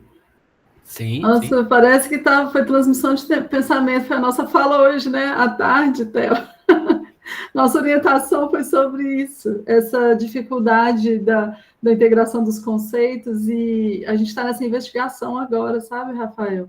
É complexo, é bem complexo, e assim, eu concordo com tudo que você acabou de falar, assim, a gente tem que descobrir esse meio do caminho e integrar conceitos que às vezes parecem distantes, né? A gente estava falando hoje à tarde como a necropolítica poderia conversar com a Torrede, né? Será que conseguiria ter essa integração em alguma frente? Porque, assim, a potência do Rio como articulador dessas ideias novas, dessas defesas novas do território, ela é muito válida, ela é comprovada. Nós ganhamos o território bacia hidrográfica de presente, né? É o banco de dados de Deus, nosso planeta é água. Então, o que a gente está fazendo com esse território? Então, assim, hoje mostrando a macro escala do São Francisco, quando a gente vai andando para trás e chega lá, numa pequena nascente de um afluente pequenininho, dentro da cidade de Brumadinho, a gente vê a potência daquele pequeno afluente nesse contexto todo, até chegar no mar, sabe? Então, assim, como é que a gente faz, como é que a gente reverbera essa potência local, que tem a ver com a fala do Patrick também, né? Assim, resgatar, eu acredito muito no conceito de bacia hidrográfica na microescala. Então, assim, é um afluente ajudando o outro, que ajudando o outro. Então, aí voltar para a nascente, é aí que está a solução da gente resgatar conceitos que são conceito raiz, sabe? Que aí é conversar o conceito raiz da prática com esses conceitos complexos, né? Das teorias. Mas eu acho que eles têm uma liga, sabe? Eu estou com essa fé, Rafael, que vai dar certo. Que eu vou conseguir essa interface. Eu quero defender muito a potência do Paropeba como articulador dessas ideias, para unir as lideranças mais com essa questão. A questão da água é fundamental, gente, para tudo, né? Então, eu acho que é um tema importante, assim. E é muito louco que, olha só, em 2003, o meu TCC era Rio Paraupeba, fazendo requalificação da área central, com foco na arquitetura. Agora, não, a gente está pensando diferente na organização das pessoas para construir de forma coletiva um novo olhar para o território. Então, assim, e a partir do Rio, né? Então, eu acho que tem liga, Rafael, a gente está na busca da liga e eu acho que a gente está num caminho, sabe? Assim, eu estou com essa fé. Eu tinha visto aqui que a Sueli tinha levantado a mão. Não sei, desistiu? Sueli, a fala é sua. Eu estou tentando ligar a minha câmera aqui, não sei se vai funcionar. Acho que funcionou. Bom, eu queria cumprimentar vocês, né? A Lúcia, o Theo, a Jaqueline, você, Tiago, e a todos aos demais participantes. E, assim, gostei muito das duas apresentações fantásticas. Eu estudo também, estou trabalhando agora num projeto com a Bacia do Rio São Francisco, né? Então, já trabalhei há mais de 20 anos, agora estou trabalhando de novo com o Rio São Francisco, e nas falas de vocês, aí me surgiu a curiosidade, né? No caso, no primeiro caso, que é o caso da Lúcia, eu queria saber, Lúcia, como que o município está em relação à Agenda 2030, né, e depois de tudo que passou, como é que a prefeitura se organiza, como é que estão os conselhos, né, tratando desse assunto, de cuidar do recurso, né, do Rio Paraupeba, que é afluente do São Francisco. Então, assim, a necessidade que nós temos aí de cuidar da água, né, de cuidar dos rios, de cuidar dos biomas, né, e só para deixar claro, a tragédia de Brumadinho me emociona muito, assim, a dor e o sofrimento ainda está muito forte em mim, eu sou bastante emocional com isso, e eu sou mineira de Belo Horizonte, a minha infância eu passava com meus pais ali naquela região, então tem um apelo muito forte. E também muito contrário ao que a mineração faz, né, no nosso território, aí, embora nós economicamente sejamos dependentes, né, ainda muito do recurso, mas as consequências são muito graves, então, né, é difícil a gente separar. E a Jaqueline, parabéns, assim, as duas foram ótimas, né? Não tem como dizer o contrário. E você trouxe uma informação que eu ignorava, dessas comunidades mais próximas ali dos eixos, né, da água, elas não terem acesso ainda à água. E aquilo eu me lembro, assim, quando se começou a discutir a transposição do São Francisco, eu até tinha um amigo, um professor, que ele era totalmente contra a transposição do Rio, a gente discutia muito essas questões da água, do acesso à água, e assim, me pareceu algo que eu já ouvia, né, porque novos projetos e os mesmos erros do passado. Então, como que fica essa questão, como que o Estado, os municípios estão se preparando ou não para resolver, né, o caso da escassez hídrica, que inclusive está na nossa, né, Agenda 2030 de acesso à água, e água potável, né, como é que fica essa situação. Mas parabenizo a todos, a organização do evento, adorei. Obrigada aí, viu, ao grupo, ao Tiago, Theo, por isso. E fiquei sabendo por acaso, mas quero ficar sabendo dos próximos. Obrigada, gente. Lúcia e Lúcia, pode? para a gente começar. mudar a ordem. Pode. Ótimo, já que a professora, né, finalizou falando, e aí eu inicio, então. Professora, pois então, é inacreditável, né, que a gente tenha esse grande projeto aí, né, de tantos anos no debate, de discussão, e que a gente ainda tenha dificuldades com relação a essa questão da água, né? E aí, sendo muito direta, objetiva na resposta, é isso, assim, né? Os municípios, na verdade, assim, quem tem relação direta com o Ministério, né, de Integração e Desenvolvimento Regional, que é né, o órgão governamental que empreendeu o PISF, são os estados receptores: Pernambuco, Paraíba, Rio Grande do Norte e Ceará. Cada estado já tem institucionalizado uma agência de água, né? Cada estado tem o seu, que é quem está diretamente relacionada com o PISF.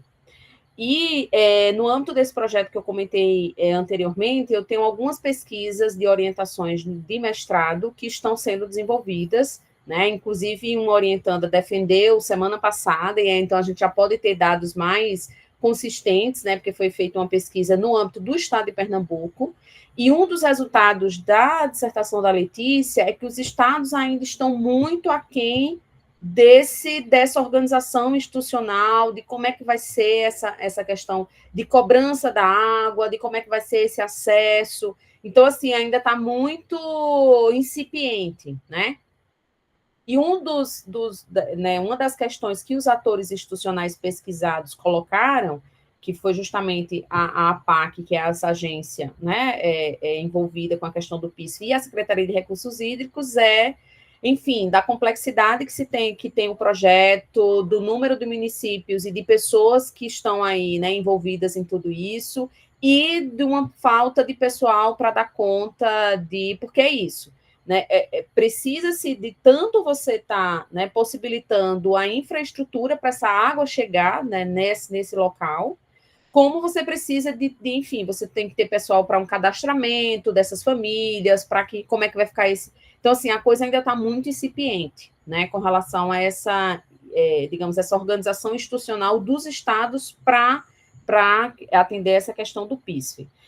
Uma experiência que Pernambuco tem feito, que traz essa possibilidade, é com o SISAR, que é o Sistema de Saneamento Básico Rural, que é já tipo um programa que está relacionado à possibilidade, né, à disponibilidade hídrica nas comunidades que estão no entorno do PIS. Mas é isso, você tem, por exemplo, né, fica em torno de 200 quilômetros, por exemplo, de obra no estado de Pernambuco, e você tem atualmente 4, né, comunidades que estão abastecidas com o SISAR. Então, é muito pouco diante da complexidade que se tem, né? E aí, claro, isso não por acaso, porque existe toda uma questão política, social e econômica mais ampla de definição desses fluxos de água, né? Então, a falta dessa organização, ela não se é por acaso, e é isso que a gente está tentando discutir e trazer tanto no âmbito da universidade, que é através desses trabalhos acadêmicos, quanto de estar trazendo, convidando esses atores institucionais para o debate, né? A ideia do final do projeto, esse do CNPq, é que a gente faça um seminário, né, trazendo tanto as comunidades, trazendo tanto os atores institucionais para essa mesa de debate, que é o que a gente consegue fazer enquanto instituição, enquanto universidade, né? Um detalhe que eu não trouxe na apresentação, mas que eu acho que vale a pena, já indo para o encerramento, Lúcia, para te entregar a palavra, é que essas comunidades estão resistindo a esse processo de não acesso à água, que é fazendo ligações diretas nos canais, tá?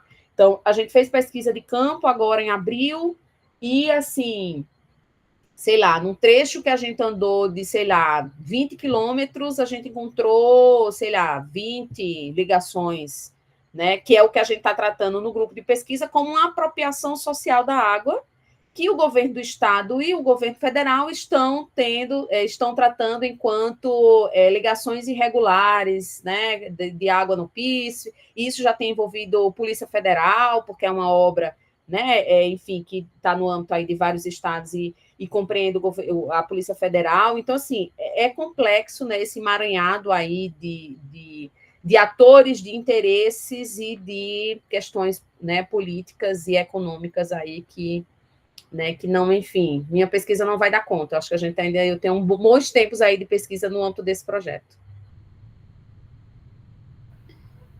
Bem, respondendo a pergunta da professora Sueli, sobre as metas 2030 das ODS, nossa, eu acho que o Brumadinho está engatinhando demais. Assim, eu não vejo nada com esse foco. As ações são muito fragmentadas, muito pontuais. Hoje mesmo estava ocorrendo durante o dia, num horário super difícil de ter participação social, a segunda conferência municipal de saúde, de meio ambiente, perdão. Tinha uma agenda de apresentação de várias temáticas, de projetos e obras que já foram implementadas sem participação social. Então, não era uma conferência, era uma apresentação. Então, é só um exemplo eu não considero conferência como um lugar de troca e de conferir coletivamente alguma coisa que vá ser implementada, né? Então, e no caso das metas, eu acho muito distante, porque a legislação ela foi aprovada de uma forma um pouco obscura, muito complexa, com a participação bem assim ineficiente, e, assim, poucas pessoas participavam de fato, porque o tema não é discutido amplamente, os conselhos não têm força, isso é histórico, e agora com essa problemática piorou bastante, assim, ter uma cadeira num conselho é muito complexo, não tem uma escolha muito democrática, os conselhos eles são conformados de forma bem direcionada para determinadas linhas de conduta do governo, ou do que está acontecendo de obra estruturante. Então, assim, eu venho acompanhando as obras, por exemplo, relacionadas à drenagem, a cuidado com o rio, não tem participação social alguma. Então, assim, a gente fica sabendo quando tem um tapume. Quando você vai no supermercado, tem um tapume de uma obra nova. Né? Que obra que é essa? Não tem placa. Depois que a gente vê que a obra já está pronta, tira o tapume, já está pronto, não tem discussão, e é uma obra que as pessoas ficam incomodadas. Então a meta 2030, ela está muito distante. Porque se a gente não tem uma lei que é discutida, implementada, não tem equipe técnica para implementar uma legislação com um conceito de território inovador, por exemplo, que pense em soluções baseadas na natureza, que é o tema hoje, que é muito importante para o planejamento ambiental. Até o Patrick começou a falar dele, né, assim, que é a volta do conceito raiz, né, de cuidar da água, de plantar água. Como é que, se a gente não volta nesses conceitos, a meta ela vira aquela plataforma, fiz a conferência, um ponto a mais, fiz mais um evento, um ponto a mais. Não é um evento, de fato, que envolve todo mundo, sabe? Então, assim, eu acho que está bem distante. Então, assim, tanto é que essa discussão da pesquisa, né, lógico, eu falo porque eu trabalho com gestão de plano diretor, e eu não acredito em plano diretor tecnicista, eu acredito que participação social possa acontecer em planos institucionalizados também, isso é possível, mas tem que ter uma construção coletiva também, não é só apresentar o projeto pronto, né? Nenhum projeto pode ser entregue pronto sem ouvir quem vai usar o espaço, quem vai usufruir a política pública. Então, assim, eu acho que está bem distante da prática. Infelizmente, é inacreditável, muito triste falar isso hoje no Dia do Meio Ambiente, mas o para casa não está sendo feito. Alex? Obrigado, Tiago. Bom, obrigado, Jaqueline e Lúcia, pela apresentação. Só fazer uma breve contextualização aqui também, um pouco que vem da nossa pesquisa lá em Brumadinho, sobre a chamada reparação, que também é um termo muito criticado, né, por todo mundo no território. A gente fez algumas reuniões, né, alguns ciclos de conversa lá em Brumadinho recentemente, discutindo desde o dia da tragédia crime, e com muito foco aí dessas obras de reparação. E claro que o Rio, ele o tempo todo apareceu assim como elemento chave da discussão. Primeiro, uma ideia da comunidade contrapondo aquela ideia, o rejeito veio, o rejeito não tem químico, não tem nada, mas, poxa, o rejeito ele traz um monte de coisa com ele, um monte de coisa que sim tem contaminantes, que sim impactam o rio. E mesmo dentro da chamada reparação aí, que é a chamada reparação, que aí até, Sueli, os próprios sites da empresa, o Estado de Minas relaciona as obras com o ODS, tem lá gráficos mostrando isso, a gente levou esse material para a comunidade, e aí poder ver mesmo essa percepção sobre a participação popular, os resultados assim, mostraram, Lúcia, nenhuma participação popular, as pessoas desconhecem qualquer tipo de ação que foi proposta, e mais, há uma crítica, um descontentamento muito grande com relação às obras no Rio, as pessoas não sabem que obras que estão acontecendo no Rio, as pessoas reclamam da duração das obras no Rio, máquinas ali há meses, na própria Rua Mianto mesmo, as pessoas pontuaram isso para a gente, que estão ali máquinas há anos, na verdade. Obras de drenagem, Patrick, você falou da questão fundiária, né, com a própria Vale comprando cada vez mais terrenos em Brumadinho, isso apareceu demais, e aí até uma conclusão que a gente está chegando na pesquisa aí, que a gente não precisa nem discutir a reparação, se ela está sendo efetiva ou não, se essa palavra é mais adequada. Precisamos fazer estudos que discutem os impactos da reparação, porque sim, a reparação está trazendo impactos que não existiam no território de Brumadinho, então acho que um ponto que vai sair da minha pesquisa é essa necessidade de desenvolver impactos, não que discutem reparação, mas que discutam os impactos que ela está causando, do ponto de vista de aumento populacional em Brumadinho, do ponto de vista desse uso, né, exagerado do rio. É claro que esse uso do rio tem movimentação de sedimentos, em determinados momentos, acaba até impactando algumas áreas. A gente, né, as pessoas levaram nessas reuniões que fizemos lá na Câmara de Brumadinho, a amostra de água, olha, essa aqui é a água da lama até hoje lá na minha região.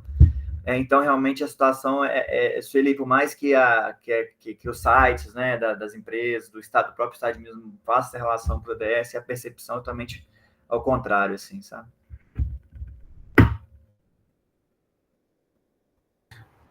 Perfeito. Alguém levantou a mão e eu não vi. Perdão. Bem, acho que pelo avançado da hora eu vou agradecer a professora Jaqueline, professora Lúcia, obrigado à plateia pela participação. Foi uma alegria, acho que essa vai ficar salva e, enfim, quem quiser visitar novamente essa apresentação ou indicar essa apresentação, então em breve vai estar disponível, possivelmente no Instagram do NUPEGS, a gente vai deixar também lá um trecho. Acho que é isso, vou entregar a palavra para o professor Theo, vou deixar que ele encerre aí com os agradecimentos. Theo, está contigo. Muito obrigado, viu? Um abraço carinhoso, foi sensacional, a gente já estendeu muito além, né? Aprendi muito, viu, Jaque, com mais uma exposição sua. Acho que esse conceito de ciclo hidrossocial é importante, é poderoso e a gente precisa trazer para a pesquisa, viu, Lúcia? Eu acho que é uma das coisas importantes e espero que seja o primeiro de muitos encontros para a gente conversar com os colegas de Pernambuco, também com a Sueli, né, por favor, e todo mundo que queira debater esses temas, né, das grandes obras, os impactos, o acesso à água.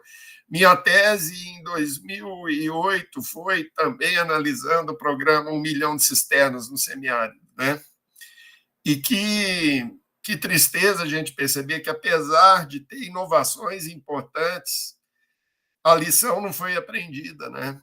Porque 1 milhão de cisternas tinha uma potência importante que não está presente aí na transposição, até onde eu pude compreender e perceber, né? Mas, olha, muito obrigado, viu, pessoal? Um abraço carinhoso e que bom que a gente encontrou aqui para essa conversa.